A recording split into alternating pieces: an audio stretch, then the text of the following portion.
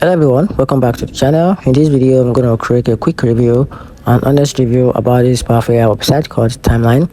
Have you ever wished you could see all your business chart in one easy place? Timeline does just that. It's like a special tool for businesses that use WhatsApp.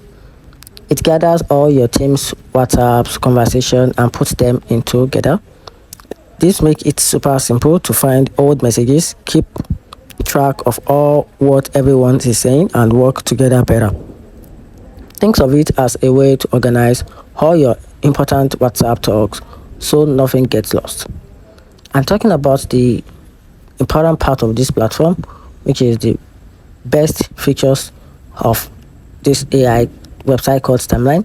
Timeline has some really cool features that makes managing your business WhatsApp way easier. These tools help you save time, stay organized, and work better as a team. So let's check out some of the top features on this platform. For example, we have the ChatGPT integration. We also have a message via webhook, and a multiple number share inbox, together with a template and a variable, together with a WhatsApp CRM integration. And all these features makes this website and platform stand out to compare to others. And they also offer a wide range of pricing. They have a different pricing plan. They have the CRM integration. They have a shared inbox plan. They also have a max messaging and automation plan with a business and custom code. So you can check back to the website to check which particular plan best suits for your business.